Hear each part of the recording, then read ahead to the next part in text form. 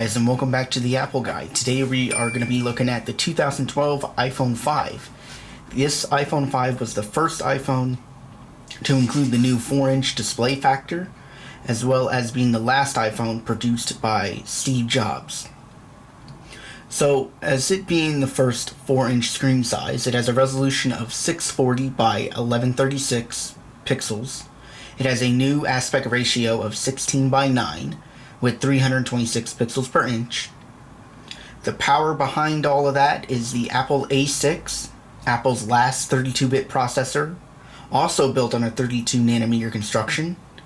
It shipped with iOS 6.0, the last version that has skeuomorphism, and the final update was iOS 10.3.3, also the last version of iOS to support 32-bit processors across the line. This was also the first iPhone to introduce a triple-core graphics processor that was made by PowerVR. The storage starts at your standard 16, 32, and 64 gigabytes. The RAM has now been upped to 1 gigabyte of RAM. The rear camera is an 8 megapixel sensor that features a sapphire lens crystal cover over the camera. And the front camera is now a 1.2 megapixel with video recording up to 720p at 30 frames per second. The audio out of the speaker system is now 16-bit with 44.1 kilohertz audio, so this improves HD audio for phone calls to make it sound more crystal clear and realism out of the earpiece and out of the speaker. This was also the first iPhone to include LTE, which stands for long-term evolution. With that being said, it features a faster gigabit class network that's evolving as time goes on, and the iPhone 5 can still be on the network to this day. The Wi-Fi has A, B, G, and N. The N specification has been updated to do dual band standard 2.4 and 5 gigahertz now. The Bluetooth is the same 4.0 low energy as the iPhone 4S. The charger on the iPhone 5, which was very controversial for its time, was the new Apple Lightning connector, an 8-pin reversible connector, digital, not analog. And the reason why they called it Lightning, because they had a Thunderbolt cable, now you have Lightning. This is also the first iPhone to be thinner than the previous, model, of course, but also the first one, obviously, to have a new connector and a new design language. The battery in the iPhone 5 is now 1,440 milliamp hours, which translates to standby time up to 225 hours on 2G and 3G. Talk time of up to 8 hours on 2G and 3G. The colors came in a black and slate, which is what I have here, and a white and silver color. Now, when it came to issues with the iPhone 5, you had issues with the volume buttons not working, power button failing on some models, home button failing on some models, and not to mention the slate color, which is this very smoky dark black on the back here on the aluminum, with the chamfered edges that was used by a diamond cutter that went around the frame, as you can see here.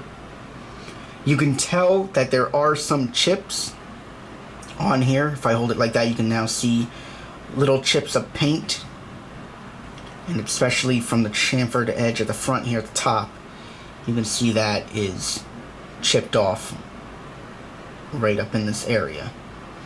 So the paint scheme did not hold well, and this color actually only stayed on the iPhone 5 and did not move to any other iPhone. It was on the iPod Touch 5th generation that came out at the same time as this.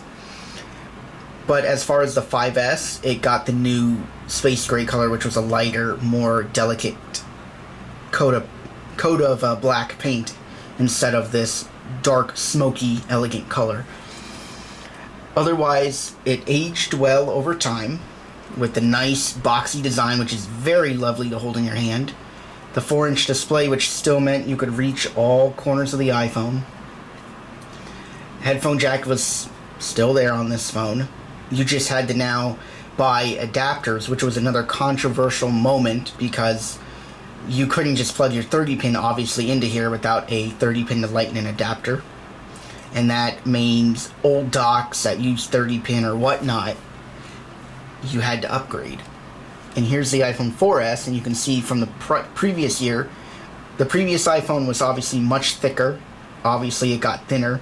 So a lot of people were like, okay, they removed the 30-pin to make the iPhone thinner. Which is true, because look, once you got rid of the 30-pin, it did get thinner and lighter than the iPhone 4S and not that chunky, but it still had the same square-off design. A little bit bigger screen at 4 inches. You now had a nano SIM compared to the mini SIM on the iPhone 4S moving over, and aluminum back in instead of stainless steel and glass sandwich. Now you have glass up here and on the bottom. That's for radio reception to pass through. And we'll take a look at some other differences. These both run 2 versions of iOS 10.3.3 and iOS 9.3.6. So you can see the differences between the two. Color accuracy is much better for video on the iPhone 5 with that 16:9 aspect ratio versus the non-16:9 obviously on the smaller size iPhone 4. But we'll put the iPhone 4S to the side. So here's the iPhone 5 with iOS 10. Still fluid, still fast. And we are going to do a little test here with the network to see the improvements of the network that was introduced. So there it is. It's going to find the server and all that. So we're going to do a speed test on the network to see how fast this Wi-Fi works. So you can see we're getting the consistent speeds here. Obviously this is using the 802.11n channel instead of the AC or AX because it only had 802.11n back in 2012. So that's the standard speed I'm getting on the home network right here. And we will do a Geekbench. So as far as using this phone back then, and even if you still have it today, it's still wonderful screen size. The iPhone SE first generation is based off the iPhone 5 design, which took the refinements of the 5S obviously and brought in faster hardware of the iPhone 6S generation. So for people that love the 4-inch size, if you still want to use an iPhone 5, you can, because it will work on the latest carriers with LTE. It will still connect to the latest generation of Wi-Fi. It won't run at that speed because it doesn't have the newest chipset for that Wi-Fi. As far as applications, you won't use major applications like Facebook, Twitter, Snapchat, TikTok, Instagram, because as those apps get updated for iOS 14 and later, they will obviously drop support for older versions of iOS, and iOS 10 has been out for quite a number of years already, since we're already on iOS 14 as of this September. We're going to be on iOS 14. So as far as speed goes, you can see here it's crunching through the benchmark. It's still snappy compared to the iPhone 4S that was left off on iOS 9.3.6. It's much better at turning on, much better at everyday tasks, like going through different applications multiple times. It would keep working through them without crashing that often. Of course, it has 1 gigabyte of RAM, so you got to be careful of that. As far as the camera goes, the 8 megapixels will still get you by, but you will know that the pictures are 2012 quality on an iPhone, so it really depends on how you're taking pictures off of this device, but they will still look good. The video is 1080p on the rear, 720p on the front. Another major feature they brought to the iPhone 5 was that over Wi-Fi or cellular, so that means over LTE networking, you can use FaceTime without connecting to Wi-Fi. So this iPhone right here, if you still have one and you want to use it, you can. It ushered in a whole new era of FaceTime over cellular, LTE, of course, Bluetooth, Wi-Fi, even the 30-pin. So 30-pin is still being used on the latest generation iPhone 11 Pros and 11 Pro Max models. So you can still use your accessories today with the iPhone 5. You can still use AirPods with the iPhone 5, AirPods Pro as well. You won't be able to hook up an Apple Watch to the iPhone 5 unless it's the original Apple Watch. So you can't use the Apple Watch Series 2, 3, 4, or 5. It has to be one of the original models, Series 0 or Series 1, which is an updated processor based off of the original Apple Watch. So here I'm not going to take you through the full benchmark because I'll take a little bit of time, but I just wanted to talk about it while it was running. So here we'll compare the speeds of a previous test that I did. So here's previous benchmarks. So as you can see, as time went on, the speed obviously dropped in single core. Actually went up in single core from the last test and dropped in multi-core, but as you can see, there's a consistent up and down between multi-core, single core throughout the years of updates. Obviously not from the beginning, because I don't have benchmark scores from the beginning. But you can see here the last 32-bit iPhone.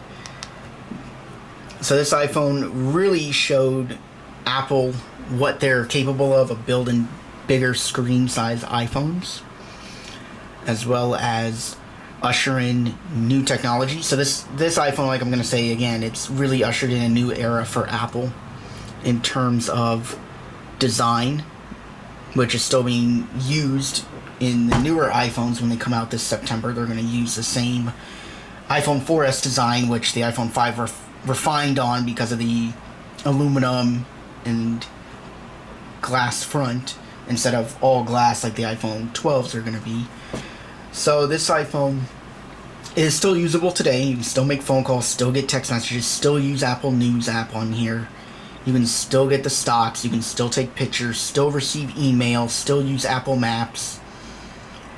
It's just not going to have, obviously, the latest security. The latest applications aren't going to work, or newer applications. The web browser is going to be a little bit out of date because iOS 10.3.3 is not going to add the newer HTML codec or HVC codec and video editing and capturing on this device. You can still go to the App Store, download apps. You can still use iTunes Store. You can still use the Home app to get in there. You can still use the Health app and every other application that Apple provides on this phone, as well as downloading some older versions. As far as the casing goes, it held up over the years since 2012. There's not that much that was on it since this phone was last used in terms of scrapes and dings, because obviously it was kept in a drawer for safekeeping. But you can see from the time it was used to the time it got retired, when the iPhone 6S came out, that person upgraded, so I got this phone to keep in the collection here. But you can see from when they used it, it still looks just the day they gave it over, so it handled really well. In terms of getting a new battery for the iPhone 5, I will make a note of that, guys. You can go to Apple and get a battery for the iPhone 5. They will do a battery replacement. It will cost you about $50 to get it replaced, or probably a little bit more now because of the battery issues that were happening when the throttle gate came out back then, when iOS 10 came out, 10.2. But obviously you might have to pay $80 or even the same $50 now if you have an iPhone 5. If you guys want to, you guys can like the video, give it a like. The other button works too if you didn't like it. Leave a comment about the iPhone 5 and what you think about this phone today in 2020. And I will leave my Amazon affiliate down below for cables and chargers, not just for the iPhone 5, but obviously modern iPhones, so you can get a discount on those, while also helping out the channel in return. And as always, guys, I'll see you guys in the next video.